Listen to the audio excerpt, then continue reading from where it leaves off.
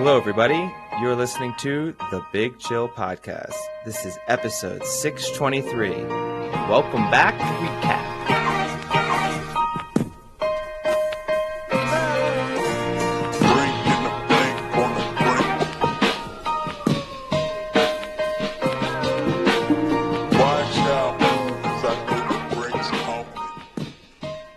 Hello, Big Chillians. Welcome back to the Big Chill Podcast. Frank, joined as always with Eddie, in case you forgot who we were. Good to see you, Eddie. Yeah, good to see you virtually, having spent some time with you in person and not recorded a podcast. But yeah, we're back. Apparently that's our thing. We don't like to record in person. No, we have ample opportunities lately, but I've decided against it. Yeah, no, it's good to be back. Obviously, we haven't recorded an episode in about, just over a month, which means... Eddie had a nice vacation. Not all the vacation, but it does mean that we've got a lot to catch up on, or an impossible amount to catch up on, I suppose. The NFL season looks radically different to when we last spoke about it. Been big developments in the Premier League, so many things. Champions League has already reached knockout stages. Yeah, exactly. Yeah. Cricket World Cup finished. Yeah. Lots of different things happened while we were not speaking to each other in a recorded format. But yeah, it's good to be back. Yeah. I mean, I guess the optimal place to start was you recently visited the Football Hall of Fame. And that I was not part of that vacation trip. No. What was the Football Hall of Fame like? It wasn't bad.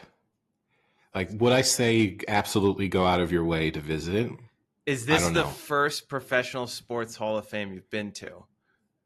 Yeah. I mean, I'm not a huge sports. I actually don't think I'm a huge sports museum person in general. I tend to find them to be not that interesting. This was, for starters, it's pretty expensive. So it is $45 to get in, which, is a standard How museum. Much time are you consuming, though? Is it like a 4-hour commitment? Because then it's not terrible. They say you're wasting half a day. They say 2 hours to get through it. Oh, wow. If you really, really, really wanted to study all the busts, then maybe you could make 4 hours. Busts. But it was a lot of tight ends. Yes. But no, I mean, it was good. There was some they do have some interactive features, which are kind of cool. Like if you took a kid with you, that would probably be pretty interesting. It gives you the chance. I mean, I sent you some photos. You're kind of comparing your body size to professional athletes. That's kind of cool. Like seeing hand size. They have the grips. I also showed you that where they kind of molded the several quarterbacks' grips onto the ball, so you can put your hand and feel what their hand position is like on the ball, and also see their hand size. That's a kind of cool experience. They had a helmet you could put on and hear the play call in your helmet to try and replicate that experience. And you could put pads on and stuff at different moments. The biggest selling point of the experience is they have this holographic locker room that you can go into, where Joe Namath kind of... Oh, God. Oh, God. The amount of jokes that just circulated when you just said Joe Namath and locker room just made me so happy. A hologram of Joe Namath speaks to you. I want to kiss you. It's not far off. Speaks to you about the importance. It's basically, I'm not gonna lie, it gets you a little motivated. Kind of, you're in there for, I think it's 17 minutes long, and when you leave, I could have run through a wall. You gotta give you that feeling. It's several different players popping up to tell you about how they overcame challenges in football and how you can apply that to your everyday life. And afterwards, it's about go and win your life kind of experience. Is it like Joe Namath, Ray Lewis, Ray Rice? No. No, it was Jim Ruggins. It was Jim Brown. Jim Brown was actually, even though he's a very charismatic speaker, he was actually probably the worst of them. He was just too serious. That didn't really appeal to me, but it was good. That was actually quite cool. I wish they had more of that. Like I was hoping for more. I have to admit, I read online that there was some interactive stuff, and I was hoping there's going to be like a throw a football thing. There wasn't. There was none of that.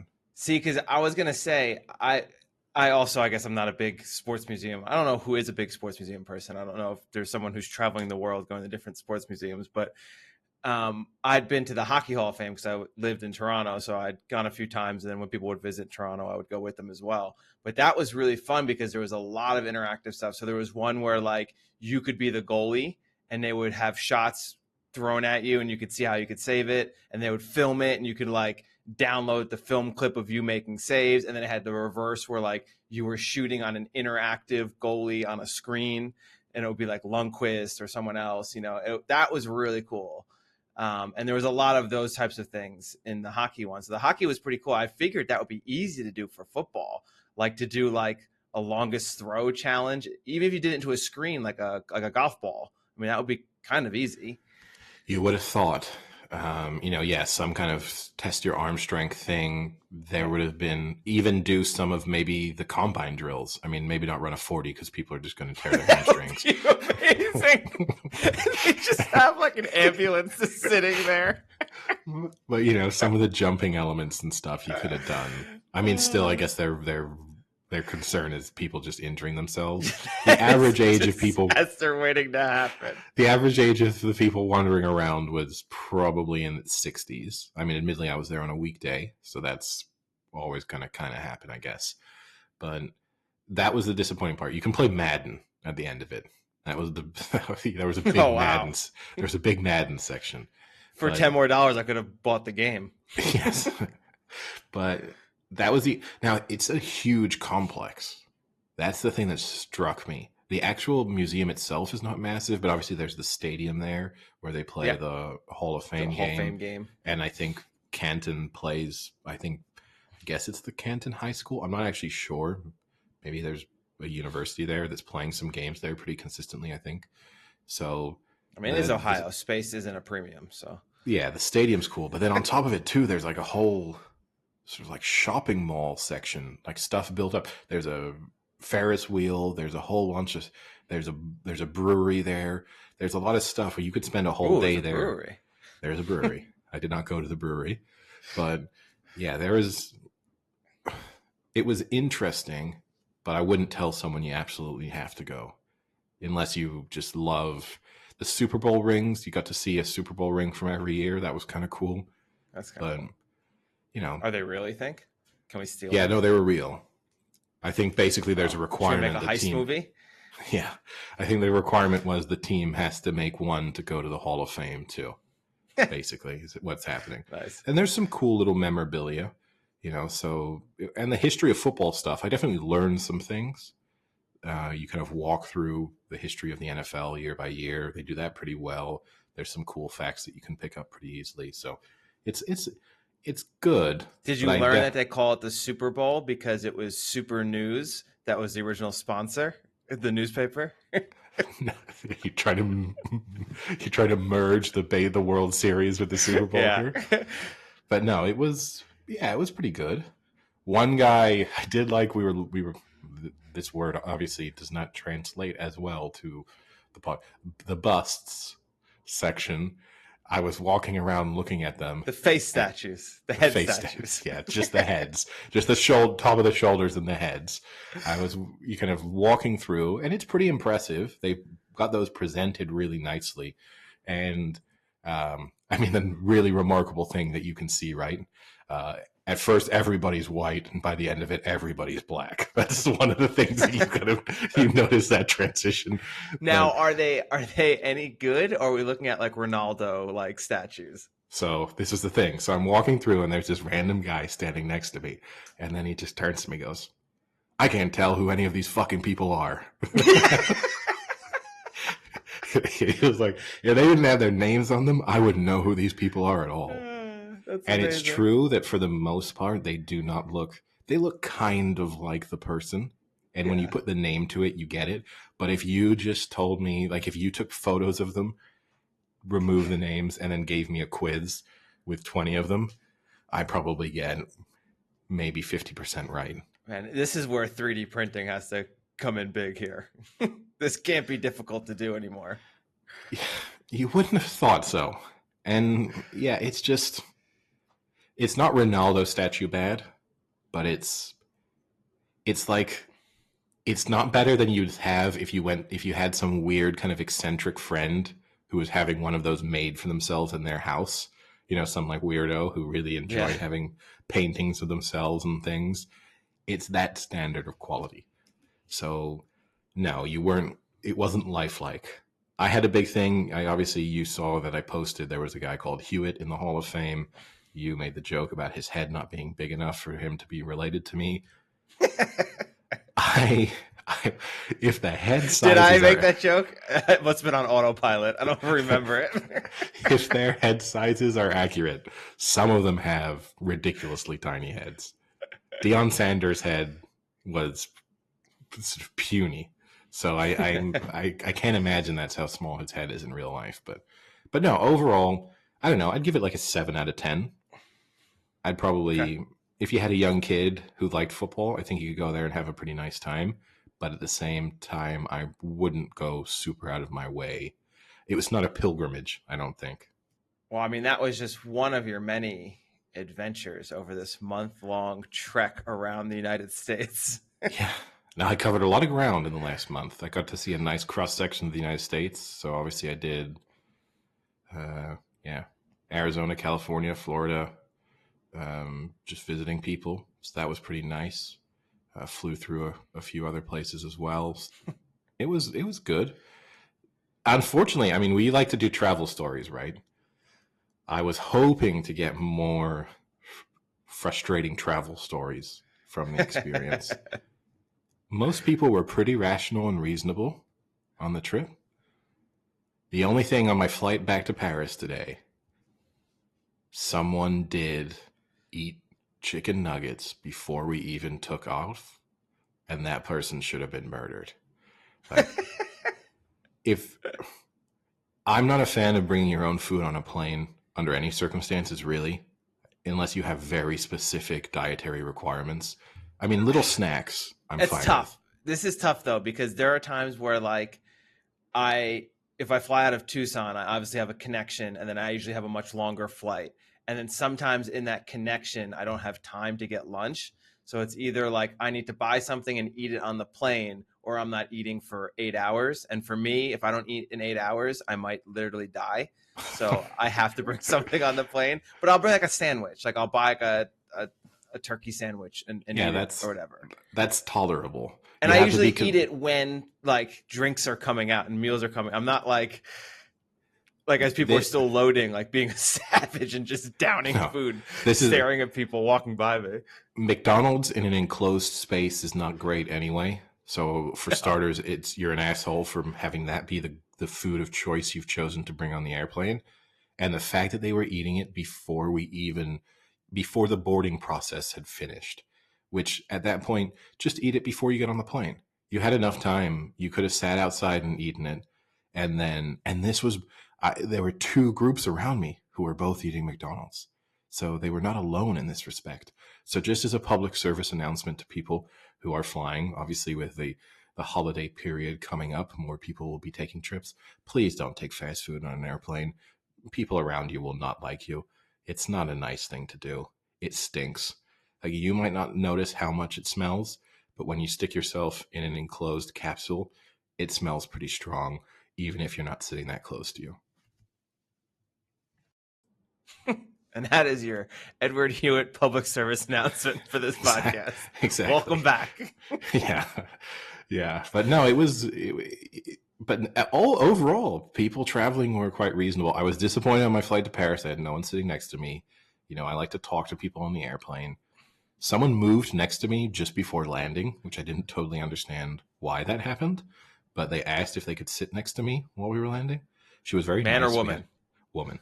Of course.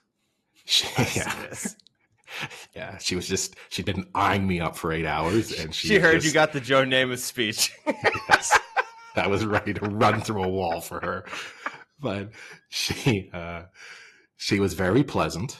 But I didn't totally understand At the end, she said it was because her husband was sitting in business class and she needed to move further up the plane because she was back in economy. And he was very particular about being the first people off of the plane. And so she had to move up so that she was able to get off the plane quickly. Now, I kind of felt sorry for her at that point because that sounds like an awful traveling experience. And then because we landed earlier than expected, we actually had to get onto a bus to get bused to the terminal. We weren't actually kind of, That's so annoying. It is annoying, but it meant that I then got to see him in person on the bus, and he lost his mind. No, we're being treated like fucking cattle here. That was the line that I heard from him. The cattle comment, which I love, because then the other option is like, would you rather walk across a tarmac for 45 minutes? Or sit and wait on a plane for an available space at a terminal for an 25 hour. Yeah, could be up to an hour, who knows. Yeah, because that happened to me on one of the flights I took, because we landed 30 minutes early and then we literally sat on the tarmac for 40 minutes, and that's a much more, if you had offered me there, can you get off and get on a bus, I would take that every time. But yeah, I don't know, people just, as we speak about every time, traveling brings out the worst in humanity. But for the most part, I did see people were the people were pretty reasonable. There was a person behind me. Now, was that, wait, real quick, yeah. the cattle comment, was that the classic move where he's speaking out loud, like hoping people hear and then like interact? Yeah. Yeah, that is the most annoying thing in the planet. Like, let's bond over this frustration thing. Yeah. Like, I'm going to say this to my wife, but I'm going to say it loudly enough that someone else can chime in and be like, I know, what are they doing to us? Unacceptable, huh? But yeah, no, for the most part, people were pretty pleasant. Now, sports catch up. Well, I had a way we could do a little bit of the sports catch up, because I think we're not going to be able to dive into every topic that we've missed the past month. So I had some little intros that we could do into the sports. So I can start with the Premier League. And I saw on Instagram, one of the Premier League pages I follow posted up a spoof on the Spotify 2023. So this is a little different, obviously, than the season, because it's in the calendar year of 2023. And I figure we get right back into our podcast with a little trivia for you. Can you name me, in order, the most points by clubs in 2023? Oh boy. Do I factor Everton's 10-point deduction into this? Yes. Which also happened during our break. Yeah, we spoke about that beforehand. The speculation there was going to be 12 points. In the end, it came in very swiftly. It was 10 points. But yeah, we can speak about that in more detail, I guess, at another time. Okay, I have to put Manchester City top of the pile, even though they're not top of the league at the moment, just because they closed the gap on Arsenal in the second half of the season.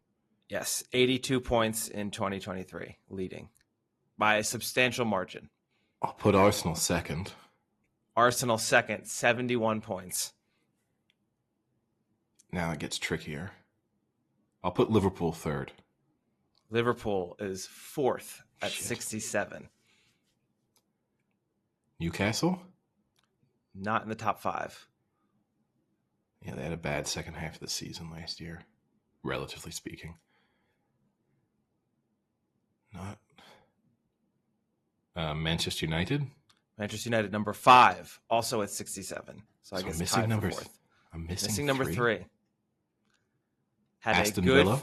Yes, Aston Villa at 71, actually tied for second with Arsenal. Had a good end to the season last year and is doing well this season. Now, can you name, you don't have to do an order, the top 5 goal scorers of 2023 in the Premier League? All right, so Haaland, number 1, 31 goals. A machine, unstoppable. Rashford has to be up there because he had that incredible run post-World Cup. Rashford, not up there. Really? Not. Wow. Not having a great season this year, though. No, but he had such a good post-World Cup run. I would have thought that would just have put him in there. Mo Salah. Mo Salah, number 2. Consistent Salah. Tough. This is going to be tough. Not easy here. Watkins? Ollie Watkins, yes, number 4, 19. Isak? No. Ooh, close though. Ooh. Son? No. Oh, close though. A lot of closes. Gosh, who else? So if you figure out why I say close, you should be able to get them. Gabriel Jesus. No. You haven't figured out why I said close. Why you said close? Are those because they're players from the same team? Is this the clue? Almiron? No. So there's another Newcastle player. There's a Newcastle player. Okay, come back to the So who was you gave me close. So Son was close. So Harry Kane is in the top 5. Even Harry Kane's still in the top 5, even though he hasn't played in the Premier League. That's impressive. With 17. Very impressive. So what place is he in? He is in 5th. So you're missing number 3 with 20 goals in 2023. And that's a Newcastle player. Yes. And it's not Almiron. This is going to frustrate me greatly. Newcastle's one of those teams who sometimes I can just briefly forget who their players are. He is English. He's English. Oh, gosh. What's his name? He used to play for Bournemouth. Callum Wilson. Yes. I think that Harry Kane being on the top 5 list is so impressive. So how far? So how many? He has 17, you said? Yes. And so what does 6th have at the moment? I don't know. It doesn't say that. Okay. Spotify doesn't give you 6th. Because it would be interesting to see if he could potentially stay in the top 5 by the end of this season. I mean, obviously that would no longer count. I guess, can he stay in the top 5 until actually the end of the calendar year? So he has another month to survive. Yeah. Which is given the Premier League, you got the busy Christmas period. That actually is a lot of games, so he could drop out, I suppose. But yeah, no, Premier League, not too much change. As a quick wrap up since we last spoke, obviously a few. Well, big matches a little change. I mean, Arsenal and City kind of closing the gap there. Yeah, but City didn't. City, obviously drew with Liverpool in a match that they probably should have won. They had a couple of disallowed goals. They mostly bossed the match. I think City will kind of feel as if they got through this period reasonably well. And if you're Arsenal, I think the concern would be, it's a little bit like we've spoken about before, right? That you have to be ahead of City by a decent margin with 10 matches to go. You're not going to go toe to toe with them down the final stretch. We've watched teams try to do that and mostly fail over the past few seasons. So, it feels like Arsenal are pretty much in close to top gear at the moment. And still, even though City have gone through a relatively tough patch of fixtures, they're right there with each other. So it's difficult to see anyone other than City winning the league, to be honest. But, and City have some key players coming back from injury, relatively soon. So, now, I have a question for you. So, Aston Villa currently 4th, which I think they would be very happy with. Now, I understand that part of Grealish leaving is the fact that they had, I think, was £100 million transfer. Yeah. So maybe this is a moot question, but do you think Grealish has any, not disappointment, but kind of would be nice if I were still on this club and would be a top 4 club, be playing every day and have a much more prominent role? No, because I think the difference between, if you compare like the Harry Kane, how will he feel looking at Spurs having a good season? Although obviously they've stumbled in recent weeks, but you can look at him and he could say from a personal level, I mean, I think he is probably becoming a better player at Bayern Munich. But at the same time, he was very much the complete product already. He was England captain. He'd cemented his place in the England team. Like, I don't think Jack Grealish has the role he has in the England team currently.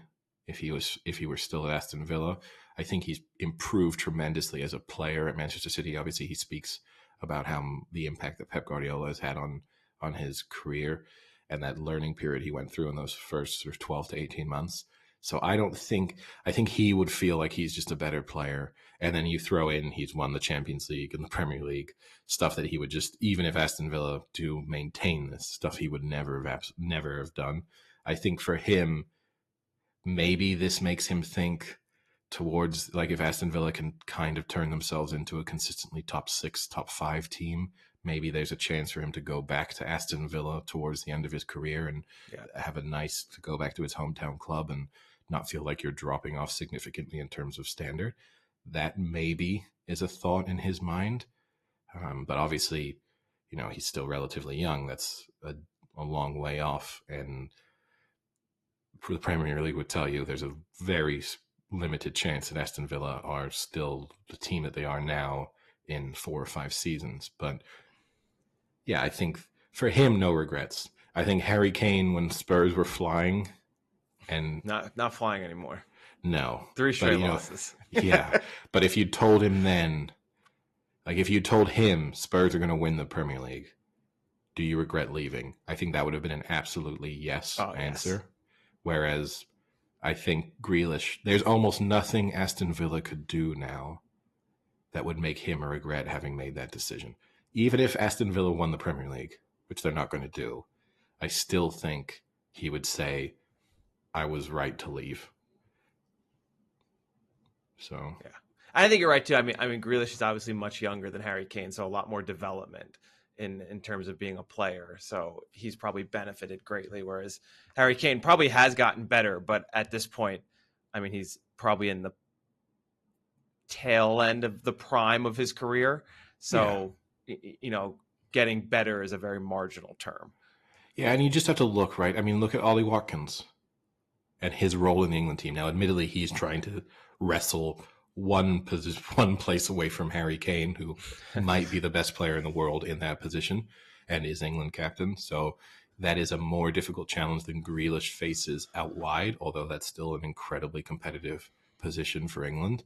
I think you just see, like, would Southgate be putting that level of faith in him if Jack Grealish were just playing well in the Premier League for a team punching above their weight versus week in, week out, training with some of the best players in the world, playing in the Champions League, proving himself at absolutely the highest level? Probably not. Like, he is probably then missing out, certainly from a starting perspective, all of the time to Rashford, Saka, Foden. Like, I just don't think there's a chance he would be starting matches for England, really. So I think he will feel as if he absolutely made the right decision. But obviously, he's a big Aston Villa supporter, so I'm sure he's probably happy for them. In his mind, I bet you he hopes Aston Villa can finish second and Manchester City win the league, and that will feel nice for him. But yeah, no, I think no regrets from his perspective. And then moving to the Champions League, I mean, not fully done yet, right? I think they have one set of fixtures left, but a lot of teams have kind of stamped their way onto the next round, and I think a lot of them are expected. There was the group of death, which had a very big match that became quite controversial in the Newcastle PSG match, where Newcastle was leading for the first 96 minutes of that match, and then suffered a late handball penalty. Mbappe converted to get the draw, and there's been a lot of controversy over this handball, and I know you love to debate the intricacies of European football rules and regulations. Laws, sorry. Yeah. Why don't you walk us through the penalty and your thoughts on it? So, I mean, look, we kind of adopted since the introduction of VAR, or VAR, depending on which since that introduction, right? And some changes that they've made. They remove the requirement for any element of sort of intentional arm contact.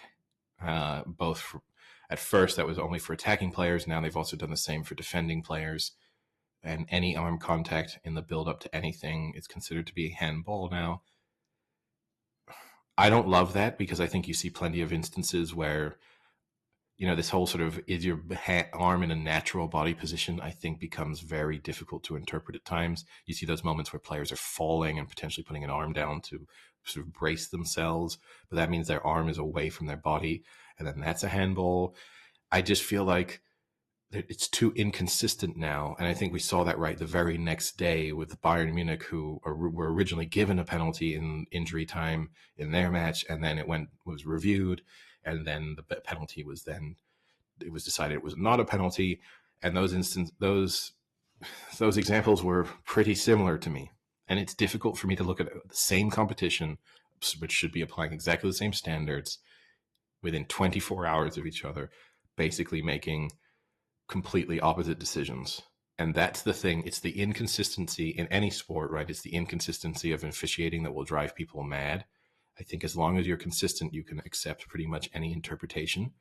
And it feels like, for the most part, no one really knows what a handball is anymore. Like, you just kind of now assume that anything that brushes a hand or an arm is going to be given as a handball, but you kind of don't know at times, and that's the thing that bothers me. I think from the things that we saw over this week in the Champions League, I don't think any of them were truly handballs. I don't think that's what it should be. I don't think you should be punished for those kind of situations happening. But at the same time, the fact that there was a difference in opinion and interpretation, that's what kills me. And the Bayern Munich players afterwards, Thomas Muller, spoke about that in his post-match press conference or interview. He said, this seems the same as the penalty we weren't given seems almost identical to the penalty that PSG were given last night. So, and now if I understood the interpretation correctly, the ball had deflected off of the chest and then onto his arm, and his arm was in like a running motion. So if you kind of picture your arm, like one arm out as you're like away running from your body. Before you like pump it back into your body. Now the deflection doesn't matter, correct? It's just the fact that they deem that to be in an unnatural position. Yeah, I mean, technically, obviously, if you are attempting to control the ball, then that would make it really clear with your arm. But yeah, in a sense, where the ball goes is irrelevant. So, and also, I think this is the frustrating thing. Sometimes when you see them, there's been a couple of instances, right, where the ball's been sort of going out of play and brushed a player's arm, where you can just tell there's no way this player was, like, there was no advantage at all to him having this hit his arm. You've seen players falling over as the ball is sort of trickling out for a goal kick, and then because it's brushed their hand, it's been given as a handball. I think it's basically, is your arm away from this idea of natural position. Arm position seems to be difficult to interpret too, right? Because running, that's a natural position for your arm to be in when you're moving. But basically, is your arm away from your body? And then if your arm's away from your body and it hits your arm, then they're probably going to give a handball. But that's where it becomes inconsistent, because some other people will say, well, that's a natural arm position, so I won't give the penalty. Yeah. And that's where we're seeing that difference in interpretation. But yeah, it's frustrating. I think you're seeing penalties given that never would have been given in the past. And that's fine, as long as, we're probably going to see a match, like the Champions League final or something, where a similar incident happens and they'll say, well, no, I mean, it's a natural arm position, so we're not going to award a penalty. So and I don't expect perfection out of officiating, I think, but the more technology we add in, the more you expect consistency. I think that's the thing we really, and that's the problem, is we're seeing more technology and we're not necessarily seeing more consistency. And I don't mind. I'm not one of those people who loses their minds, as we know, we've spoken about, I think neither of us do, over refereeing or officiating mistakes. Like, I think those are part of sport. And I actually think that kind of adds to sometimes the charm of it. It sucks to be on the receiving end of a bad decision, but kind of it is just the way, the cookie crumbles when you're playing a competitive sport. But when you are adding in that review system and you're still not having consistency in decision making, that's where it's kind of unacceptable. And for Bayern Munich, obviously in the PSG match, it was important because of the way their group is set up. Like that has a big impact on who might go through. In the Bayern Munich match, it kind of didn't matter, although it did end Bayern Munich's run of winning every home match in the Champions League since 2018, which is quite an impressive record. So, they'll be disappointed that, in a sense, that was taken away from them right at the end. They could have knocked out another year of winning all of their group stage matches. So I think that is a good summation for European football. So now moving into the NFL, my segue for this is not as direct, but there's nothing like you have a full Sunday slate of NFL. You wake up early, you make yourself a nice breakfast, get ready to sit down for 7 hours of uninterrupted football, and you go to make your bacon, and you have a decision to make on how do you cook your bacon. And I want to say this not because you are the most opinionated person I know, but to say this, in that we had a discussion on our chat about what's the best way to cook bacon, and you are firmly on one, and I'll let you speak on, you're firmly on one camp, and the way you ate the bacon was not cooked the way that you would have cooked it. What is crazy to me is that... No, the way I ate the bacon was the way I would have cooked it. It upset someone else. Oh, okay, there we go. So, yeah. What was crazy to me was then the next day I came to work, went on my usual yahoo.com, which gives me the random stories. And the second story on yahoo.com was, I tested the top 10 ways to cook bacon. And here's what I thought the best one was. The amount of listening on like chats and phone calls by the internet, and it's insane to me. There is no way that pops up if we do not have that conversation. So I think there, right, because we're having that on Facebook Messenger, I do think they definitely are kind of, what you're saying is being analyzed.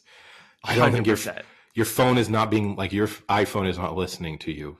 I don't believe that when, like, people are sitting, like, my phone is listening to me.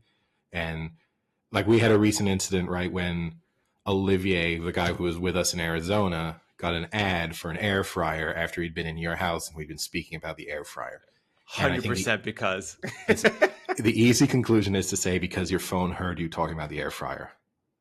The reality is that his phone will have seen that he was close to your phone and probably in your house. It probably knows that. And it will know that you own an air fryer. And so it will then push ads. Is that better? I think it's like, that sound is just like, no, this is way better. This is way okay. It can tell when you're close to someone who owns and searches for things, and that you might be interacting with them. That's fine. It's a little bit better. Just listen to the conversation. I don't know. It's a little bit better. It's a little bit more. That's more slightly. I don't love either of them, but that's slightly more acceptable. But back to the bacon over the analytics. Okay. Yeah. So it was, the 8 best ways, or the 8 ways that bacon is cooked. Which one was the best? Now I will just jump right to the punchline. So the caveat here being, it isn't just based off of taste. They rank it based off of like taste, texture, and like ease of cooking and cleanup, which I don't really agree with. If I'm going to eat bacon, I don't care if I have to clean it up. I want the best bacon possible. But the best bacon cooking method is baking it on parchment paper. So the big debate you were having is whether to bake it or to fry it. And this study says a rating of 10 out of 10 is to bake it on a pan with parchment paper. Which is what I do at home. I did not write this article. And I don't... Wait, let me check. Hold on. No, you did not. Okay. Well, I could have used a pen name, But Taylor Pittman. I find that if you use parchment paper in an oven, you get the benefits of you get everything you want out of bacon. You will have it be a slightly less greasy because the oven approach is less greasy than a frying pan. And the parchment paper means that you get crispiness that you will not get if you use nothing, if it's just on a tray, or if you use tin foil or aluminum foil, depending on where you're from. So I think parchment or paper, aluminum foil. Yeah, parchment paper delivers the best possible result. And I agree with you. Like, I do think sometimes the cleanup method, I think you I know you're saying if you have bacon, and yeah, if you're making some bacon for yourself on a Sunday morning and it's kind of part of a big home brunch thing, you don't really care about the cleanup process. But if you're someone who's like cooking bacon for your kids in the morning before they go to school and you're busy, you might care about the cleanup process. Oh, you're a bad parent giving them processed meats. Well, okay. But you think I'm controversial. You've just pissed off probably every parent who listens to this podcast. Coming from two men with no children. But, how about a fruit, for Christ's sake? Well, oven or frying pan. But no fiber in bacon. Oh boy. But I think you can kind of consider the cleanup process, and the oven does significantly reduce it, right? You are just tossing, if you're cooking on parchment paper, you're just tossing that away. There's no real cleaning involved. It's kind of nice from that perspective. Yeah. But I just think personally, I don't really care. Bacon is bacon to me. If you cook it in a frying pan, I'm not turning it down because you fried it in a frying pan over, but it's kind of nice to have slightly less greasy bacon. See, I don't think it's the grease that bothers me, because the other person in the chat was saying you just throw it on some like paper towels when you're done, which is what you kind of do because you can't eat it right away anyway. But to me, it actually tastes crispier. Speak for yourself. I eat it right off the parchment. I just like your donuts. Sometimes it doesn't even make it out of the oven. I'm sure it doesn't. But I mean, I think like it does taste crispier, and you get like a more like full strip, because the problem with when you fry it in the pan is it starts to curl a lot, and then it's just not as good, because then you have some parts that are really crispy, some that are like kind of chewy. So I agree with you. I always cook it in the oven as well. But if I go to like a diner or something like that, they're most often cooking on a skillet, and that's pretty good too. No, as I said, look, it's bacon. I like bacon. Bacon tastes good. I'm not going to complain about how. I don't even care that much. Some people are very particular about like how crispy their bacon has to be. I quite like crispy bacon, but I'm not someone who's going to be like, no, you need to cook that bacon for longer. Assuming it's cooked, it's bacon. It will taste nice. But if I'm at home, and I don't have a strong, as much as you'll say most opinionated person, I actually don't have a strong enough opinion. Like, I would not be at your house and be like, you should put that in the oven. I would never do that. No, you would just say nothing and then go to a group chat and complain about it. Hey, when we were at your house, you cooked me bacon and you cooked it in the oven. Yeah, that's how I cook it. Yeah, because you're right. All right. That rounds up the bacon chat. That was kind of a transition into the NFL. So now you've eaten your bacon and you're getting ready to watch your Sunday NFL. Yeah. And then What's I think the to myself, takeaway from the month we've missed? Is Brock Purdy the MVP again? Oh, God. Didn't actually see that as being the starting point. Let's see. I think we have a much better, which is normal, I guess, is at the end of November. I think we have a much better sense now, right, of who the good teams are. I think a month ago, it was a little bit uncertain. There are some teams we thought might be pretenders, and I think now there's a clear divide between the top couple of teams. I think we could put them into tiers. Not that we do power rankings or rankings. We're in a podcast. We don't do rankings. Never do rankings. No, never. But I think we could put them into tiers pretty easily. I think it's clear that I think you can, but I still think we're being fooled a little with a few teams based off of their standings. So I guess if you were to put in the rankings, I think you obviously in the NFC, you put Eagles, Niners, and I would put the Cowboys up there. I think the Cowboys are in third, but they're in that elite group. To me, it's the quote unquote elite. To me, if I go, it would be like 1A is Niners, Eagles, and then Cowboys are 1B. Yeah. Yes, Okay. they have this I'm okay incredible, with and that. they've never been losing at home yet, and all this stuff. But fundamentally, I guess my issue with the Cowboys is I've just watched them get demolished in the playoffs with pretty much the same team Yeah. in recent seasons. And so, and yes, Dak Prescott's been really good, but Really good. I have Dak those, Prescott MVP talk is coming up. yeah, well, And rightfully so, actually. I mean, he is having a good season, but yeah, I think they would have to beat the Eagles to get that yeah, yeah, because they've and, already gotten smoked by the Niners and lost a close one to the Eagles, yes, but they will play them again. but no, I think, yeah, I think in the NFC, I feel pretty comfortable with saying I would be very surprised if it's not one of those three teams representing the NFC in the Super Bowl. So, I think so something yeah. weird would have happened. So I guess with that, what I was saying before, the Lions are also 8-3, same record as the Niners or the Cowboys, but I do not put them in that category. No, a couple of shaky performances, obviously, for them to lose to the Packers on Thanksgiving, and also the And manner in which they did. I mean, they were losing the entire game. I still feel like they could have won that game if, I mean, the decision to go for it on fourth down in the third quarter, they were treating that like that was a game where they had to score on every possession almost, wherein they'd sort of ridden the storm that the Packers, like first half Packers were excellent, although aided by Lions turnovers and good field position. And then the second half, it started to feel like a game you would expect to see sometimes from good teams, where they start to kind of put the squeeze on, and the Packers weren't moving the ball anymore, and you just felt like, okay, if the Lions don't do anything stupid, they're going to close this gap and they're going to win this game. And then they did something stupid, and they turned what should have been sort of stuck at a one possession game into a two possession game, and then that turned it into you probably need to score now every time you get the ball, which really changed the complexion of that game. But then, also they were lucky against the Bears. So yeah, it's been a bad couple of weeks for them. And I think the issue for them is their defense looks so bad. I can't see how they stop any of these. I think the Packers, Niners, any Eagles, 1A or 1B team. they would think we'll score 35 plus points against them if we need to. And then you need Jared Goff to be not perfect. Jared Goff. Yeah. And I think, and then all of those defenses would then look at Jared Goff and think, we're going to get at least one turnover. Yeah. And so if we're scoring 35 points and we're getting probably a turnover or two, we're going to feel pretty good about ourselves. Yeah.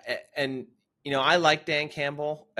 Sometimes it's a little much with like how aggressive and intense he is, but whatever. It's fun. It's interesting, but he is starting to fall into that I'm such a smarter coach than you think I am category, where they start doing dumb moves that they think, like, you ask them, like, do you think it was definitely the right move? Like, I know my team and I know. It's like, no, it wasn't. It was the wrong move. Just admit it. It was a stupid fucking move where you tried to look smarter than you needed to be. And you tried to do like a fake punt instead of just either punting it or going for it. I mean, go for it. I mean, we've talked about this numerous times. There's nothing I hate more than a fake punt or a fake field goal, because if you really want to go for it, put your best option out to go for it, unless the only instance is if they've clearly identified, like, hey, there's this guy that's bailing out 20 yards every time. Like, we saw that and we just attacked that. And it's never that. It's like, maybe we'll catch them off guard. Yeah. Like, no, that's and stupid. Also too, the guys who are trying to make those reads, not the smartest guys on your football team, right? From a footballing IQ perspective, like there's a reason why that guy's probably a special teams specialist and not playing more consistently in the areas of the game that matter more. Not to disparage special teams players, but there's probably a reason why they've ended up there over some other areas of your team. So to entrust that person to make a read of that significance, I think, is also always a major risk. And yes, it's a bit of a backbreaker, like when you do see a team pull off one of those, like, not to piggyback on Bill Simmons, but it is one of those things when you do see like a fake punt or fake field goal work, I would say that team, like a disproportionate number of times, wins a game. You just feel like but at the same time, most of the time it fails. So I agree with you. If you're really going to go for it on, I mean, also too, it wasn't like, I can't remember the exact, it's 10 days, well, a week ago, I guess now. It was like 4th and 7 or something, wasn't it? It wasn't as if they with didn't like need 7 minutes to go or something like in the that. A lot third. of time to No, go. it was in the Yeah. third quarter. Third. Like, it's Yeah. not like they just needed to pick up a yard where you could kind of do like the fakes, the snap, and then you just hope to, kind of shove a guy over for a couple of yards, you get it. But yeah, I mean, I feel like with Dan Campbell, he's sometimes fighting the image because he looks like such a meathead and he talks like a meathead. And I feel like sometimes that what? You're probably a meathead. he probably even walks like a meathead and talks like a meathead. But I think sometimes he's trying to show that he's not a pure meathead by embracing some degree of analytics or being a risk taker, and that's trying to kind of show like, no, I'm a modern NFL coach. Like me and Staley, we're in the same camp. The thing is, you don't want to be in the same camp as Staley because he's not going to be an NFL coach next season. He's not going to be in that camp much longer. He's going to be fired. His camp is going to be the unemployment line. But that's so. Yeah. So I guess just wrapping up the NFC then, I'm going to give you the current playoff picture as it stands now. And you tell me if any of these teams that we didn't mention somewhat scare you in a sense that, maybe we get a game against them. That's not who I want to match up. Yeah. So you have Eagles 1, Niners 2, Lions 3. The Falcons at 5 and 6 are currently the 4 seed. Cowboys at 8 and 3 are the 5 seed. And then Seattle and the Vikings are the 2 other wild cards at 6 and 5 and 6 and 6. And then right on the bubble are the Packers, Rams, Saints. And that's about it. No, I mean, like, it's difficult, after seeing what the Niners did to Seattle on Thanksgiving, and I think we'll probably see something similar happen tonight when they play the Cowboys. I think we've just seen that there's a gulf in class between them and the very best teams. And they need, again, it's kind of like the Detroit Lions problem. They have a good team, and Geno Smith, he's a nice story, but we're seeing him get, last season was the exception, and now we're seeing closer to the real Geno Smith, and he deserves to be an NFL starting quarterback, but he's not going to be a quarterback who wins you playoff games.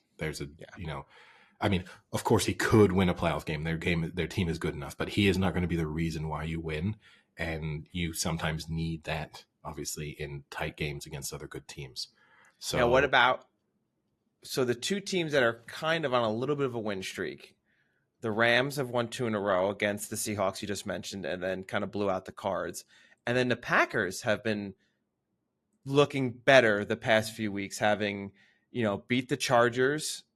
Beat the Lions and then beat the Chargers the week before and blew out the Rams 2 weeks before that and had a very, very tough loss to the Steelers, for which I think they should have won that game as well. So they could be on a 4-game winning streak, very close to being so, but 3 out of the last 4. I mean, they're showing improvement. And look, if you're a Packers fan, that's room for optimism. And I saw the comparison that, like, statistically, Jordan Love is almost identical to Aaron Rodgers. Literally was identical at one point. Yeah. Down to the single yard in passing. That's crazy. Now, I don't think he's going to turn into Aaron Rodgers, but I think there's room for optimism if you're a Packers fan, but I don't think you're scaring anybody. We'll know more about them, obviously, if they beat the Chiefs this weekend. Then or even play them well. Yeah, I don't know. I think there's these teams who kind of can hang in there a little bit, and then in a playoff game, you're probably not going to hang around because, say the Raiders against the Chiefs this weekend, it was cool. You got up 14-0, and then the Chiefs decided to kind of turn it on, and we saw what you really were. But yeah, no, I think in the NFC, I think it's difficult to something. If you told me I could absolutely bet my life and everything I own, and I get to have one of those 3, and it's just, can I take one of those 3 teams to make the Super Bowl? I take it, and I don't feel uncomfortable. Yeah. No, I agree. But I just think past the Lions, out of all those remaining teams, the Falcons, Seahawks, Vikings, Packers, Rams, Saints, I think the Packers are the only one. They don't scare me, but I think that's the team I'd like to play the least if they made the playoffs. Yeah, and obviously I mean, the Niners, to quickly wrap up, I guess the two teams at the top of that standing. So the Niners look back to their kind of best over the last few weeks. The Eagles feels like more, we've been saying it all season, they're sort of unconvincing, but they keep winning, which is both a sign of a good team to be able to have that knack, that winning ability. At the same time, I don't feel confident in them. And I don't think you can win a Super Bowl. Like, I don't think they can go through the playoffs winning every game in the manner in which they are currently winning them against good teams. You definitely can't keep being down at halftime and winning games, especially in playoff games where, you can go into all the cliches, the game tightens up and slows down and, the defenses become more of a factor. You're not going to come back from 10-point deficits week after week in January. So I don't know. I don't know how to feel about them because you can't deny the fact that it's impressive. And if you look at those second half performances where they are outscoring very good teams by 10 plus points, like that's something. But then you just see the moments where everything doesn't appear to be quite right. And I mean, we'll know more if they beat the Niners this weekend. Then they are, kind of undeniably are top of the power rankings that we don't have. But, if they don't, like if the Cowboys are impressive tonight against the Seahawks and then the Eagles look off against the Niners on Sunday again and the Niners win, like the Niners are up by 10 at halftime and then hold on to a 10-point lead, I'd start to feel like the gap between the Cowboys and the Eagles actually probably isn't that large.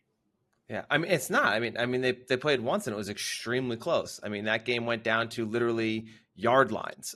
Dak Prescott stepped out at the 1 on that one play. The other catch by the tight end right at the 1. I mean, literally yards. They lost that game by. So I think they're right there with the Eagles. And yeah, but I think there has to be something said about a team who does just continually grind it out when they need to win the game. And that is something that on the other side, when you talk about the Cowboys, that's something they have no experience doing. Yeah. No, and look, you're right, because probably to win the Super Bowl, you are going to be in that situation at some point in the playoffs. And that doesn't scare the Eagles at this point, I don't think. They now know, okay, we're down 10 at halftime against a good team. It's fine. We can do this. Okay, we need to score on this last drive. We have total confidence. Hey, it's great to also know we have a field goal kicker who 57 yards in the driving rain. And I got to say, on that field goal attempt, he crushed it. But the angle they showed it from on the original live television, it looked like it had no chance when he hit it. And then when you saw it, when they because it was from that sort of slightly aerial view, which isn't normally where they show a field goal from. Yeah. When they then cut it to the normal one, you're like, okay, it looked good the whole way. Yeah. But originally I thought, oh no, he's missed this. But yeah, I mean, crushed it. At the same time, I mean, good for him. Great for them to have the confidence in him to send him out there to do that. But you don't want to be in that situation in a playoff game. Okay, no. He is not going to make those 100% of the time.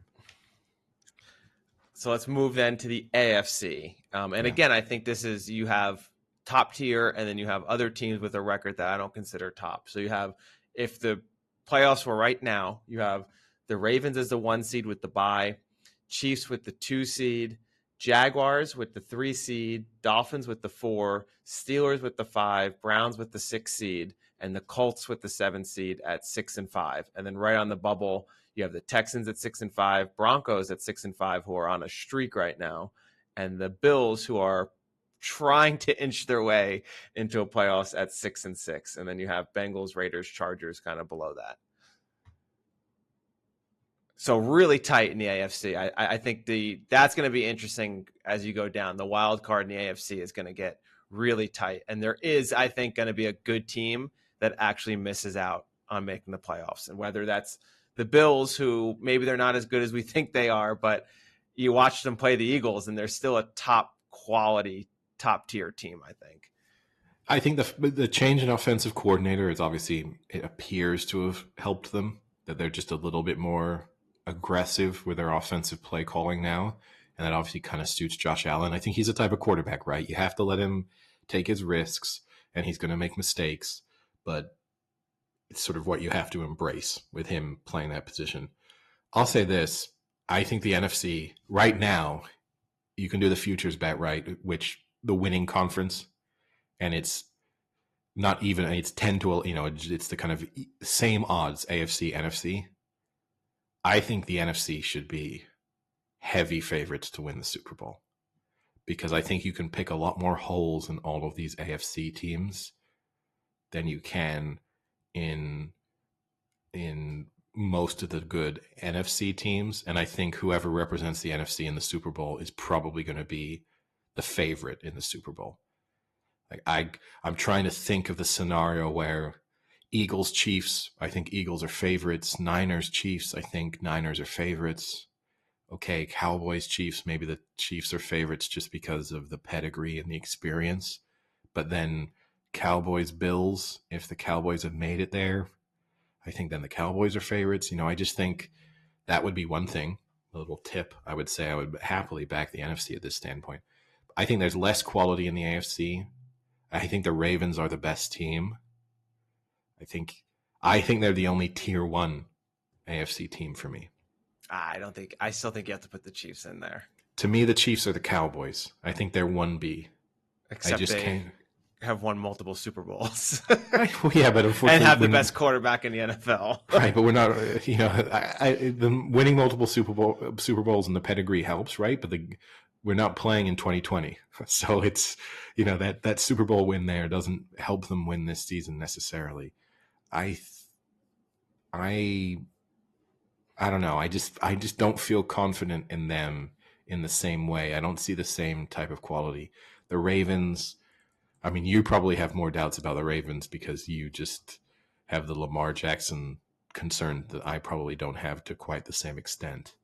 The Jags, I can't take seriously. I went and watched the Niners play the Jags in Jacksonville, and I don't want to overreact to a single game, but when you are at a game in person and you just see the difference in speed and physicality from those two teams, it was a different standard of football being played. Like, there was no doubt about the Niners dominated every aspect of that football game. And okay, it's one game, you can kind of throw it out. Like, for example, I don't think the Niners would dominate the Cowboys in the way in which they did early in the season. I think we can kind of throw that off. But I think in the case of the Jags, who are shaky against bad opponents as well at times, I think that was an actual, you saw the golf in class in that game. And that, to me, I can't take them too seriously. But they could win playoff games. Yeah, and they played better the next week against the Texans, which was actually a great matchup. And I think everyone was a little overhyped on this is going to be the next 7 years of the AFC South, like premier Stroud versus Lawrence matchups. And it's like, okay, let's relax. They both played a good game against each other once. Like, let's not call this like, the premier matchup now. But that was a good game, and they're okay. I think they're kind of like the Lions. They're a good team, but I'm not deathly afraid of if a team had to face them, game over. They are not in that tier 1. They are definitely tier 2. I think the Dolphins are closer to tier 1 than the Jags are. Yeah, for sure. And I think but my issue with the Dolphins, right, is we've seen them basically all the good teams they've played, they've lost to. And this is the concern. Beaten a team with a winning record, I think, right? Yeah. So like they look unstoppable until they play a good team, and then they look decidedly stoppable. And this is the problem. And I think they could beat a good team in the playoffs, obviously. I think they could. There's every chance they represent the AFC in the Super Bowl. But can I see them beating multiple good teams based on what we've seen so far this season? It would surprise me. At some point, they're going to come unstuck. And especially, I think when you look at the way the NFC teams are built, where they are so physical on defense and stuff, I don't think that suits the Dolphins. So if they were to make the Super Bowl, I feel like they're going to have a very bad Super Bowl matchup. Whereas I actually think the teams they play in the AFC on their way to the Super Bowl, that feels like it suits them a little bit more. Like I could definitely see them beating the Chiefs in the playoffs just because you could have Tyreek Hill go for 200 yards. They're so fast on offense. You could just see them kind of really getting rolling. But I feel like the NFC teams, you could just see Tua get sacked 19 times. Like it could just get really ugly really fast. And then rounding that out, you have the Steelers, Browns, and Colts. And I would have been high on the Browns, but I think Watson leaving, even though he wasn't having the best year, he was improving. And the drop off from Watson to Thompson Robinson is pretty Joe significant. Flacco. Although they get to get Joe Flacco, who is now sitting in a number 2 position. Presumably starting this weekend because of the concussion protocol. If he's not out of concussion protocol, yeah. I think you will probably see Joe Flacco start this weekend. The bigger concern for the Browns to me is that Myles Garrett injury because, I mean, he's such a game changer for them on defense. He's probably Defensive Player of the Year at this point right now. Yeah. So if that shoulder injury is significant enough to even just, impact his performance, I think they're in trouble. But I'll go in an officiating rant maybe to wrap up our NFL discussion. Obviously, I was in Cleveland, and in their game against the Broncos were going to win that game probably no matter what. Although, again, Stefanski kind of another coach who can't get out of his own way in the play calling. Like, again, the Browns felt like they were kind of squeezing that game a little bit and coming back into it, and it was a one-possession game, and it was close, and then you decide to run a double reverse that leads to a fumble, and it was game over. And, like, why you have to do that, these NFL coaches, like, I don't mind the Dolphins doing that. That's what the Dolphins do. And if the Dolphins are going to lose doing that, that's fine. That's Mike McDaniel. He's consistently an adventurous play caller, and he makes it work. And he's built a roster that suits that. The Browns are like a hard-nosed, grinded-out football team. Play great defense, run the ball down your throat, win a game 17-14. Like, that's what they're built to do. And I hate watching an NFL coach who feels like still sometimes they have to show off. And Stefanski is one of those where it's like, no, you need to know what your team is and call the plays appropriately. You have what basically is your 4th string quarterback now as your starting quarterback. Like it's not a time to be super adventurous on play calling in your own half. Save that for maybe when you're up by 20 points at some point in the back end of the season. But anyway, the one thing I will say, if I could change an NFL rule, drives me insane. The Broncos had that touchdown where, the player's sort of knee was in bounds by about 0.5 millimeter. It's the correct call. I don't think anyone can complain. That is the way the tight end, when he was kind of sliding out of bounds, the touchdown that put them up by 2 scores. I hate the fact, and I think we've spoken about this previously, that you can instantaneously establish control going out of bounds. And yet, in the field of play, we need to watch you make 3 steps, make a football move, do all that stuff. But if you toe tap on your way out of bounds and the ball is in your hands for less than a second, as long as you obviously don't lose the ball, kind of going out of like afterwards, that's fine. You've established possession. It's good. I cannot legitimately a sport that has those 2 differences in interpretation and how quickly you can establish possession of a football for a catch. And look, I don't want to ranting about the rules and complaining about catches in the NFL. There's too many people who do it, but that one just, I struggle with that one every week. Like it doesn't make any sense to me that you can somehow be aided by going out of bounds. Yeah, it's tough. So then your rule to change it would be then in the field of play, as soon as you get 2 feet on the ground and have the ball in your hands, it's fair play that it would be a fumble if it gets knocked out. Sure. Or you have to make a football move before you go out of bounds. I like that aspect. It's like you toe tap and then do like a stiff arm. Yeah. Just like in the middle, like you like toe tap and then like do like a spin, like a pirouette, just to like to get like bonus points. Yeah, I like that idea better. It's like ice skating judges. Yeah. Where you have to add like there's a style component to making a touchdown catch. But I think I want that rule to be changed. It's one or the other for me, and it's just difficult for me to accept the fact. Like as I said, it's just weird that the rules change depending on where on the field you are in terms of how quickly it's a catch. And I mean, look, does it drive me insane? No, because it goes back to the penalty discussion. There is consistency in that interpretation, so that's all I need.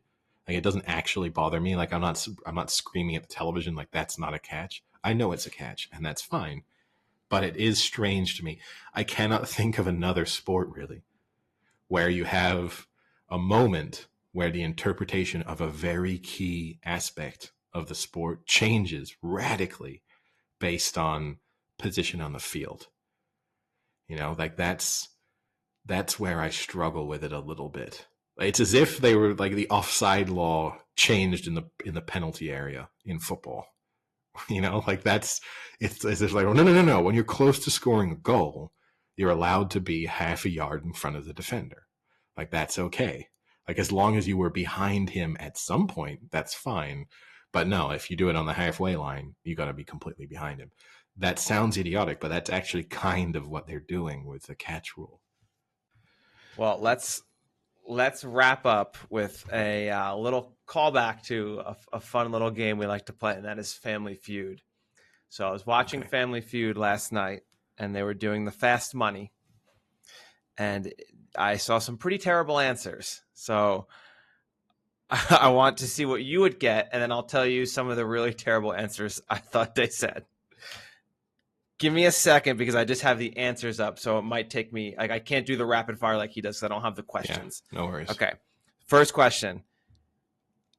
At what age do you look in the mirror and say, "What the hell happened?" 40. Okay. Finish this. Blank bean. Baked. Okay. Grandpa probably has a favorite what? Chair. Okay. What is a food that tastes better when you eat it with your hands? Pizza. Where's a good place? Oh, sorry. That's a different one. Where would a man go to meditate? His bedroom. Okay. Felt less confident on that one, but you did pretty good. So the first one, what age you look in the mirror and say, "Oh shit, something's got wrong." The first person said 30. And I said, wow, what happened in their life that at 30 they're like, fuck my life? I can still kind of get it though. Now, you know, like the second way it gets better. The second person came in and also said 30. So they gave him the He then said 20. I feel bad for that guy's life. Yeah, that's a rough life. Now, that one made me laugh. I think 40 was the top answer. For the bean one, you said baked bean. That was top answer. That's what I said as well. The first person said black bean. That only got 6. The next person, so the second guy, when he went, he also said black bean. So he got the He then blank-faced, then slightly panicked, and said potato. See, I can get on the bean one because it's singular. What is a potato bean? No, I know. Because it's singular. That was the one thing that kind of threw me off about saying baked. Because when I say baked bean, I always go beans. Beans. It does push you in the direction of saying like pinto. You know, like of actually, baked wasn't number one. Green bean was number one. Yeah, it does push you in the direction of like naming a thing. But yeah. Potato bean was epic. That's one of the dumbest answers I've heard in a while. And then the other ones, I think Grandpa's favorite chair was number one. That the people there said food. and child were their two answers. They did not get very many points for that. Food better with your hands. What did you say? I said pizza. Don't love it. Pizza was number one. Oh, yeah? With 34. And then chicken had 19. That was a pretty good one. When he said chicken, Steve Harvey loved that. He's like, oh, chicken, hella better with your hands. That was his quote.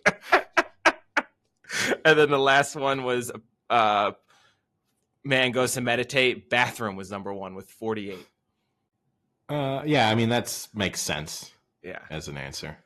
But yeah, so I heard potato bean, and then that on top of the guy who said 30, then 20 as the time in your life when you said what went wrong was pretty good. Yeah. Now, quick wrap up before we stop. One final topic. We have discussed which movies we've watched on flights. Obviously, you flew to Europe not that long ago, so we probably had a pretty similar set of movies. Yeah. You had 2 recommendations, I think, as a result of when you went to Hamburg recently. I think you said you watched the Indiana Jones movie and quite enjoyed it. Was that you, or is that someone else who I knew? No, I did not like it very much. Okay. I thought it was kind of dopey. I thought it was better than I thought it was going to be. I didn't think it was great, but it was like an airplane quality experience. Yes. But when you think of when people who absolutely go crazy for Indiana Jones, I did not get that feeling at all. Yeah. The ending bit was stupid. It was kind of dopey. Yes. Yeah. That if it hadn't had that ending, I actually thought, hey, they've kind of captured the feeling of an Indiana Jones movie for large parts of this. I didn't mind that so much, and then the ending got stupid. I did also watch The Covenant, which you had spoken pretty highly about. That. I thought it was pretty good. That to me felt like a war movie that had been written by a 12-year-old. That was like, that was like, it was kind of video game feeling to me a little bit. And the thing that bothered me, it felt like, and I was disappointed because Guy Ritchie, normally he has great dialogue normally. And I felt the dialogue let the movie down. It was kind of trying to be poignant at moments. It really bothered me, for example, that people kept calling Jake Gyllenhaal's character by his full name. Like his wife saying to him, like, you better come home, John Kinley. You're like, classic corny dialogue. Yeah, that's like when you have someone say something like that in a movie, you should have someone say, people don't speak like this. Yeah. Like if you were going off to war and your wife turned to you like, you better come home, Frank Duca.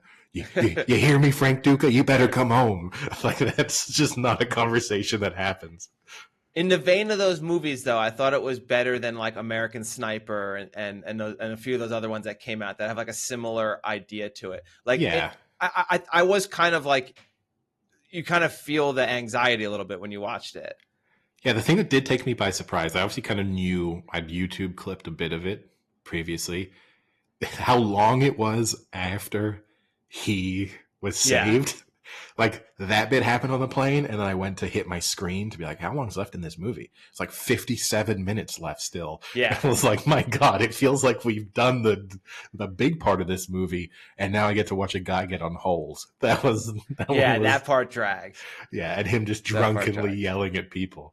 But anyway, we can wrap it up on that note. But just for people about to fly, that's my instant feedback to some. I liked Covenant better than Indiana Jones. Oh, I don't know. I mean, the ending of Indiana Jones is pretty fucking dopey. It is dopey, but I don't know. And it looks bad, too. It did look bad, yeah. Although I give them credit, I will say this. The young Harrison Ford stuff they did at the beginning of the movie. The de-aging looked okay. Looked good. Yes, but Harrison Ford in current age looks awful. Well, that's not their fault. But it slightly is because they try and make him look better. That like just make him look like he looks. That's fine. Like, he's an older guy. He actually looks good for his age. Like don't try and make him look better where it's like he looks like he's got like a layer of like paint on him. Well, the thing that did bother me slightly, right?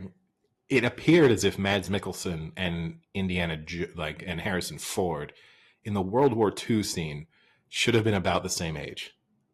And then they fast forward to the 1960s when the movie then kind of picks up again. Mads Mikkelsen looks about 5 years older, even though he'd been hit in the face at 60 miles an hour by a stop sign. And Indiana Jones had aged 50 years. Like, that was the bit that I couldn't quite wrap my head around. But anyway, we can finish on that note. That's funny. Yeah, and I have some more. We can do some more TV and movie. I watched the first episode of The Curse, the new Nathan Fielder. And I started to watch Squid Games: The Challenge. Have you been watching that? I want to talk about that as well. Let's save it. Okay, save it for next episode. Yeah.